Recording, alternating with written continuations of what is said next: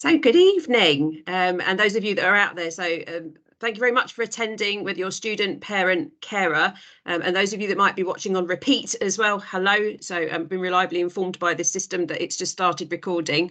For those of you that don't know me, I'm Dr. Nikki Dartnel, and I'm the head teacher at MV. And I've got to stop saying I'm the new head teacher because it's been nearly a year now that I've been here. And with me, I've got Tony Johnson, who is our SENDCO. And we just thought, actually, it was really worth putting together a webinar that we could do live, but we could also record so that we could send it out to people so they'd understand, parents and carers would understand the messages that we're giving to the students, and students, we can just give you some of what we think are the really key messages in this next period as we run up to the exams. And I know at this point, so we've got students who are stressing too hard and catastrophizing all sorts of possible eventualities. But I also know we've got students who, in my sort of eyes, aren't really stressing quite enough yet. So I know we're still definitely hearing, well, if I just get a C, I only need that to go on to such and such. And I'm slightly worried for some of them that they think, well, that'll be okay then if they can pull that out of the bag in the last few weeks and they don't really have to start now. So we know that most of them have obviously got the next step mapped out and they do know potentially what they need to get there. But what we want and what we believe is that every student should be absolutely doing their utmost to do the best they possibly can at this point, not only because they don't know where the other steps might be as they go further into their career, but also we just want them to feel tremendously proud of themselves on results day, that actually they got the best they could because they did the most that they possibly could in that circumstance. And that's really what we're aiming for and encouraging them to do in this next few weeks. Now, this was a quotation I think that I could have done with when I was back in 18, because I didn't really get this point. And I know definitely with the students that I have told them my story of my A-level grades, which were not that great because I didn't work very hard. And I know at the moment that the staff are actually working flat out. So there's constant conversations going on about the students that are sat in front of them and how they're going to get the best out of them. They're preparing resources, they're putting on extra interventions. But at the moment, I would suggest that they're perhaps working harder than some of the students are. And we really need to tip the scales the other way so that our students really do start to think about and knuckle down. So we want to support and guide them as much as possible. And if you're a student out there, we're going to do that.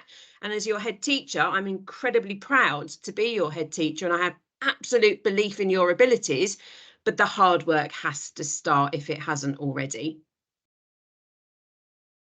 And let's face it, this next few weeks, they're probably not going to be the highlight of your life. I don't think on your deathbed, you're going to be thinking back to all the good times and thinking, oh, that period where I had to revise all hours for my A-levels, that was fun.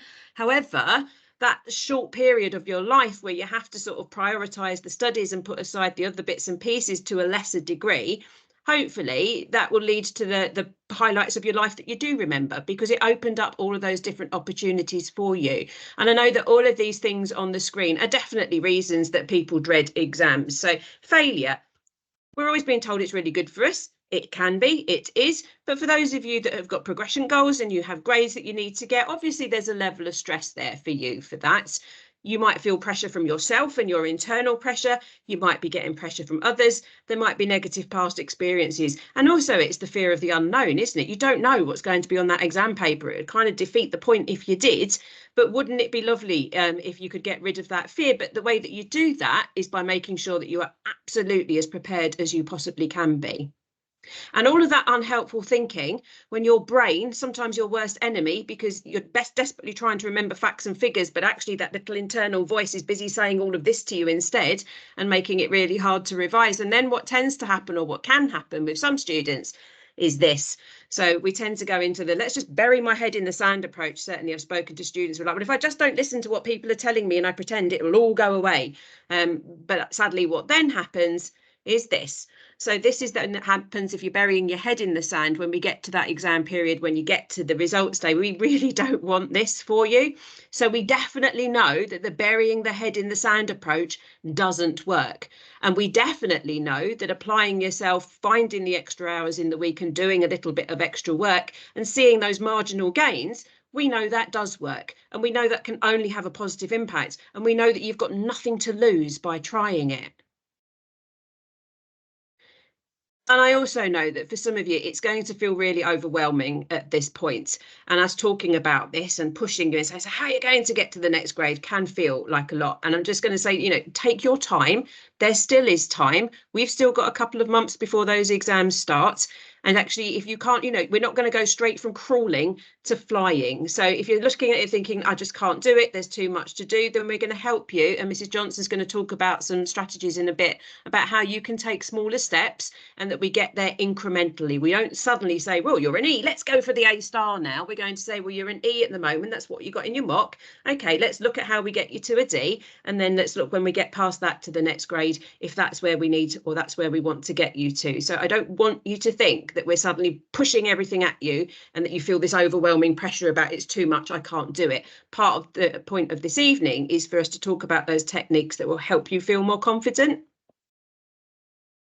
And one of those is, and those of you maybe who follow cycling might know about the aggregation of marginal gains. So if you ever look it up on YouTube about the Sky Great Britain cycling team and how for years and years and years they were in the doldrums.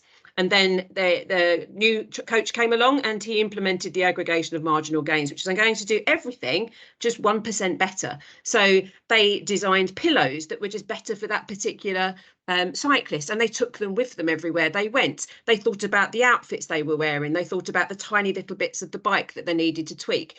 And that's what we're going to ask you to do. Look for the marginal gains. So I'm going to ask you at some point, have a look at your screen time. How much screen time per day? How much per week? What if, and I'm being optimistic here, what if it was 3 hours screen time a day and we took that down to 1? And that's me being optimistic about what that number's going to say. But what if I did that and I spent that extra hour learning definitions, learning theories that I need to know? That's a marginal gain. And if you add that up over every day that you do it, that can lead to a huge incremental shift. What if my mock, okay, so I can't look at my mock because my mock was awful. So what if I look at one question on my mock and I figure out how to get better marks in that one question? That's a marginal gain. What if I think about the questions that I find the easiest and I absolutely practice and practice and practice week after week how to get full marks in those questions? That's a marginal gain. And that's what you need to be aiming for, because it makes it feel more manageable for you and it will prove to have good dividends in the end. So the message is start now, start that revision now. I'm not saying spend every hour of every day flat out at this point in time, but the more you repeat and the more you go over something, the more it will be embedded in your brain. Use effective revision skills. That's going to come from Mrs. Johnson in a minute. And where you can, scale back other activities. Now, that doesn't mean hole yourself up in your bedroom and never come out between now and May. And we'll talk about exam nerves and how you should be looking after yourself after Mrs. Johnson's gone through some revision techniques for you. But do think about how you can squeeze some extra time out of your week to prioritise your studies. So I'm going to hand over to Mrs. Johnson, and she's going to talk about some of the practical steps you can take. Okay, hi everyone. So I'm just going to sort of go over a couple of pointers about, firstly, organisation. So you've got a couple of images there in terms of folders, teams. So it is about the students being organised, and it's about maybe just checking that they are organised, that they've got a complete set of folder notes. I know all the staff are sort of making sure that everything is there, and the signposting to revision guides and bits and pieces like that. There is an app, it's called Timu. You can download it from the App Store just to help with organisation. And I think it's just key at this point just to make sure that all folders, all notes are there. And then creating that revision timetable. We're not asking you to, we've not asked students to revise for all hours, but it's about being strategic and just taking time throughout the day, every day, just to re-go over content. There are some revision techniques at A level, and what has worked for students at GCSE might not work at A level, just in terms of that jump up. There is a step up to A level. So I've been speaking to a couple of students and they said, oh, I'm using flashcards. That's amazing.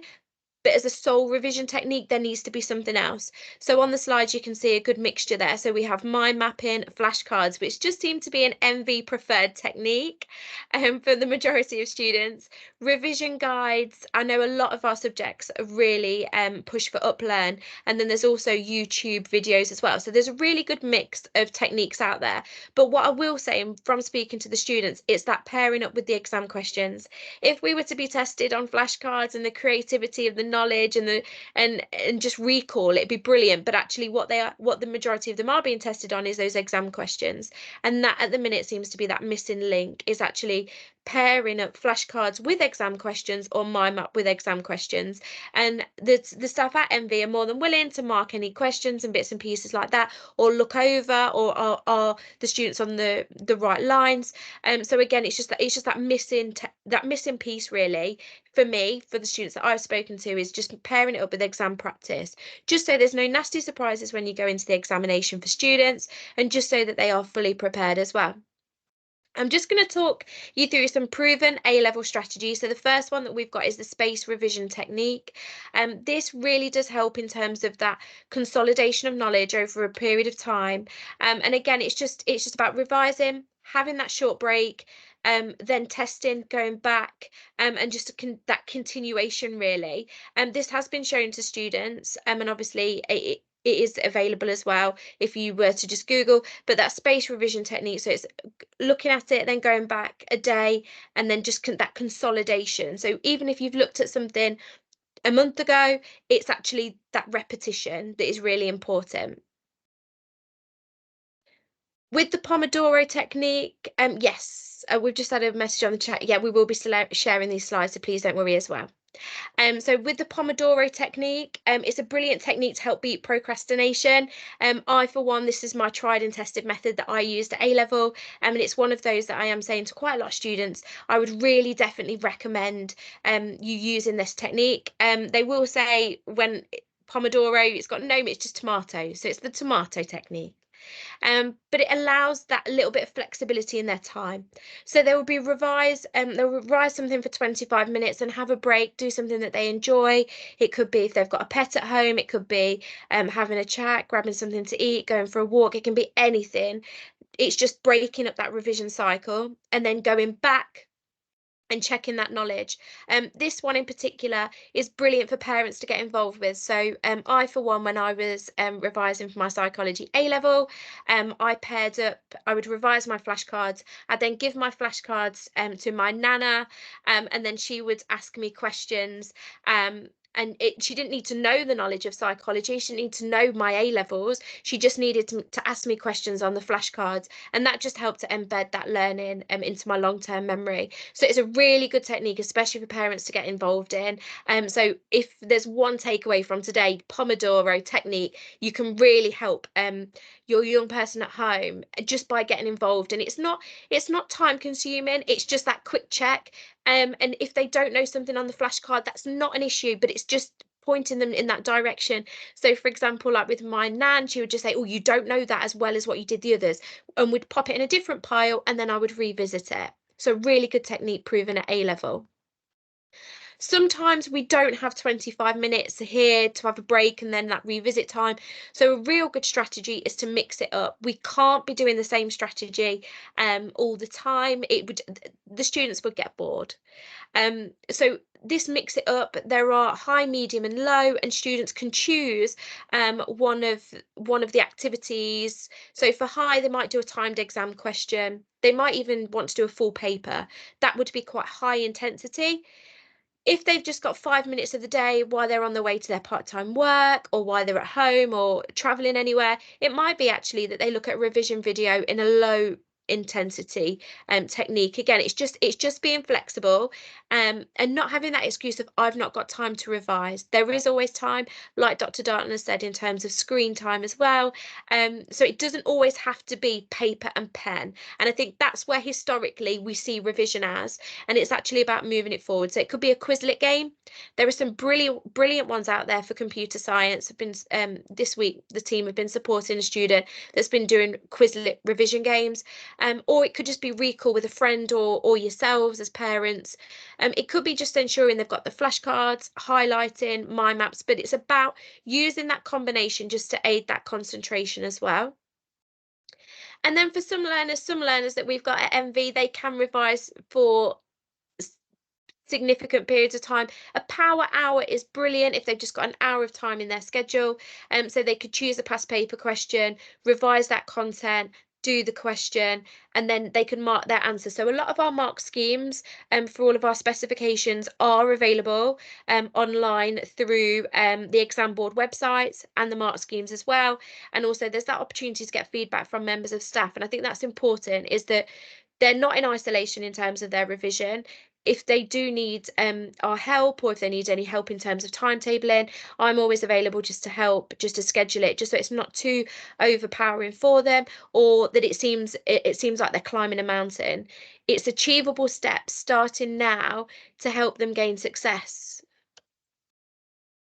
Thank you, Dr. Dartnell. Thank you, Mrs. Johnson. And I think as well, it's really interesting. So we do an awful lot when you train to teach. You do an awful lot on Bloom's taxonomy, and you do an awful lot about how best to learn. And I've been talking to some students about active and passive strategies, and actually that sitting reading a textbook, very, very passive, very unlikely that very much is going to go in. So as Mrs. Johnson's been saying, it's about doing something with that information. It's about recalling that information. And it's not just about recalling that information once, it's about recalling that information repeatedly over weeks and weeks and weeks. So if any of you are interested, you can Google the Ebbinghaus memory curve, just about how many times you need to keep recalling something for it to become firmly embedded into the long-term memory instead of being crammed into the short term. So that's what we're talking about, is this sustained study habits that don't need to be hours and hours, and definitely not hours of intensive cramming right at the end. And we know, obviously, it's a nervous time.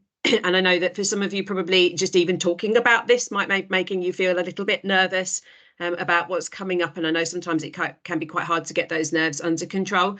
And nerves, though, the thing about nerves is to not fear them and to not fight them. So nerves are there. Those of you biologists, if you talk fight and flight response and all of those different emotions that you're feeling, ready back in caveman days when you're ready, I was going to say to fight the dinosaur, but I don't think they actually lived together. So please, biologists, come and correct me tomorrow when I've got that wrong. But it's all about that, having that response and feeling ready for something. And sometimes you can really harness that adrenaline, and it actually makes you a little bit more alert, and it actually makes you a little bit more ready for what you're going to do. So don't fear them. All right. Think about what you're going to do with those nerves and how you're going to make it better.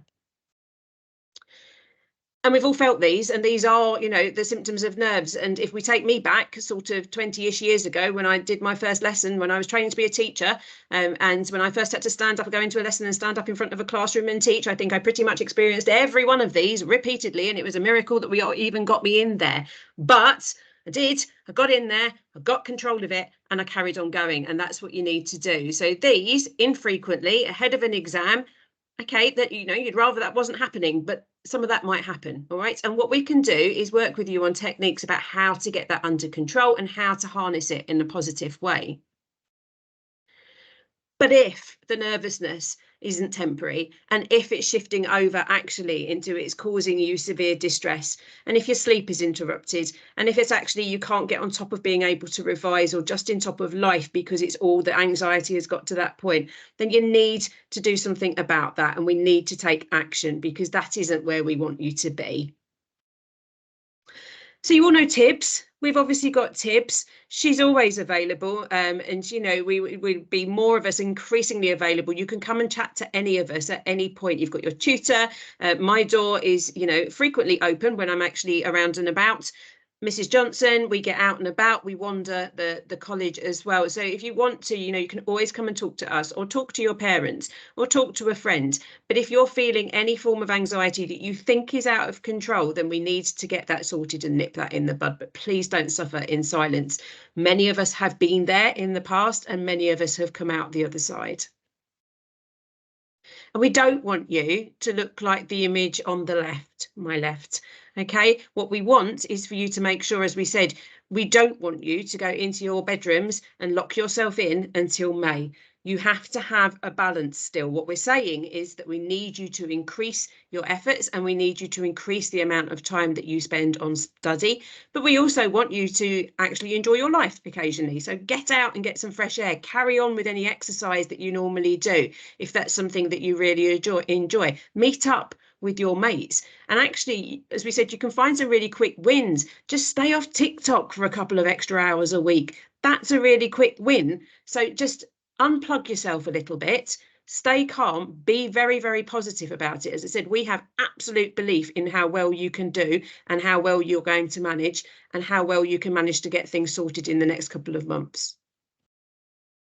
And this is just a really quick technique. And you can go onto Google and you can Google sort of anxiety techniques, deep breathing exercises. Breathing also, you know, breathing is good for life, obviously, but breathing and deep breathing and breathing techniques are very, very good for overcoming panic. And this one, just in terms of a grounding technique, about 5 things you can see, 4 things you can touch, 3 things you can hear, 2 things you can smell, 1 thing you can taste. And it really does ground you. It actually distracts you from those racing thoughts, because that's what that is. And it is all those thoughts. And before you know it, all of a sudden you're catastrophizing and this is happening. Okay, so this is where you're starting. Everything has got out of proportion and we want you to keep things in perspective. Yes, we want you to do well. Yes, we want you to feel proud of your results in the summer. And yes, we want you to think that you've done everything you can. But if it doesn't come good for you at this point, and again, I think students, I've told you my story, it didn't quite come good for me. I didn't work hard enough. I learned that working hard, actually, that's the route to success. And I learned that during the degree. I wish I'd learned it a bit sooner, which is why I'm so passionate about these messages now. But I do want you to keep it in perspective as well, because things do not end if things don't go the way you had planned them at the age of 18. And we promise you that. All right. So keep it in perspective. Do your best. So parents, carers, if you're out there, obviously Mrs. Johnson has shown you some of those techniques that were really useful that you can get involved with as well. And I suspect you may have to explain to your teenagers who the 2 on the right are after this webinar. We had to explain it to a member of staff, which just made me feel terribly, terribly old. But Kevin and Perry, so some of these messages will obviously depend very much on whether you've got a Kevin or whether you've got a Perry or somewhere in between. And I'm not going to teach you to suck eggs. You have dealt with your teenagers for many years now, and you've seen them through the GCSE season. But it is just a reminder, obviously, that they are going to be stressed and they are going to deal with it in their own ways. And I know as well for you that you know, this is a hard time of year for a parent. There's mood swings, you're treading on eggshells, you don't quite know sometimes how they're going to be. There's a frustration because you think they should be revising and they're not, they're doing something else. And actually, the really sad thing to accept, and it's the same for us as teachers, well, in some respects, is actually at the moment we don't have that much influence. So by the time they get to 17 or 18, we are trying all we can and all we can do to get to harness their intrinsic motivation, but they have to be able to do it for them, and they have to be able to do it because they understand what it leads to. So there will have to be a little bit of you cutting them some slack, I think. The things you can do, obviously, in terms of the chores, as much untidiness as you can possibly bear, in terms of the family schedules, in terms of that, you know, you do need to be able to allow them to prioritise study as and when they feel able to study. But it's also, I think, about acknowledging that they won't necessarily study like you did, and they won't necessarily do the things that you think are right, and that actually putting that pressure on them sometimes just leads to the loggerheads, doesn't it? And we don't, that's just not helpful for anybody. So like I said, I'm not teaching you to suck eggs. You know your child, you know what does and doesn't work for them, and we do feel, and you know, and if you ever just want to just talk to us about it, and in terms of how to manage situations at home if things are all a bit tense, please do get in touch with us. Get in touch with me, get in touch with the tutor, get in touch with Tony. But we are here for a listening ear for everybody, actually, during this period, because as we said, we recognise that this can be quite a tense time for everybody. But out of the mouths of babes. So I did go round with some little post-it notes yesterday, and I did ask some of our year 13 students what messages, and I said, polite, please, what messages would they like you to hear and to understand? And they were quite at 2 ends of a spectrum, because there's those that actually really, really want you to help them to revise, and there's one who definitely wants you to get them to the exams on time. I'm hoping that's because obviously they live somewhere in a far-flung village and the buses are really unreliable, rather than, you know, please, I can't be bothered to do that myself. But then there were some who really wanted that, and there were others that had quite a lot of the back off messages. Now, that's a really fine line, isn't it? Because you don't want to back off completely, especially if you know that your young person isn't going to do very much. It's hard for you as a parent to step back and do nothing at all. Totally understand that. But some of them are saying, oh, it's not helpful. I know I've got exams and I know I've got to do this and I know I've got to get on with it. And it's not helpful when they're nagging me to do it as well. It's just adding extra pressure. And I suppose, again, it's just a view of knowing your teenager, trying to guess which one of your teenagers might have been on the screen here in terms of the things that they said. The buy ice cream, that's just good advice for life. And on that note, though, just in terms of that downtime, I did say that I would highlight this. This has gone out to you via email already, but we do have, in terms of a bit of fresh air and a bit of downtime and a bit of bonding, we are having a community planting event. So my business manager, Sam, was really good at securing us a grant that has given us a lot of hedges to plant so that we can increase the biodiversity of our site, which is such a key agenda, obviously, for our young, well, for all of us, but for our young people in particular, who are going to end up really harnessing this. So we have a community planting event. It's a week on Saturday. We need you just to turn up with some suitable footwear and a spade and help us plant, I think it's something like 1,500 hedging plants that we have. You could be there for 10 minutes. You could come for the whole day. If you can't come at all donations of cake very welcome, please, because we will be feeding cake and tea and coffee to anyone who turns up on that Saturday. So that's gone out to you already, and we will send that out to you again. But that's just obviously in terms of that downtime, little bit of relaxation and making MV look even prettier than it already is. So we've reached the end of our bit. This is also recorded, so those of you who aren't watching this live, if there's anything, any questions or anything you want to get in touch with us about after this, please do. If you have anything immediate, please put that in the chat. As we said, we will be sending this out as a recording, so please watch that space in terms of you having that to be able to go back to. But if not, then thank you ever so much for attending, and hopefully we'll see you soon.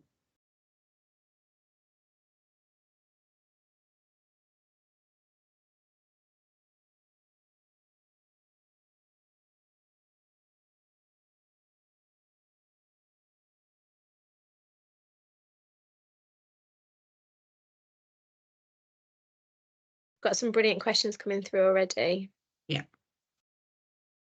So started rating the curriculum, but some are more tricky than others. Is there an Excel sheet of the curricula? Mrs. Clark, yes, absolutely. So we've got more than one Clark. If you wanted to let us know which Clark is yours, we can certainly make sure that you have access to what's needed for those subjects.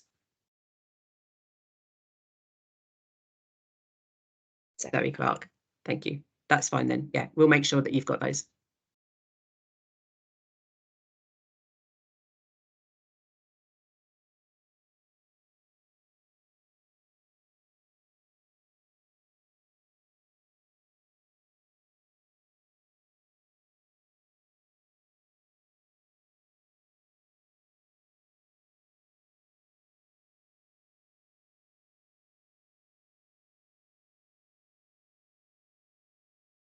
Okay, well, thank you everyone for your time this evening. As I said, we'll be sending this out. And like I said, if there's anything, concerns, queries at any point through this next period, please do get in touch with us.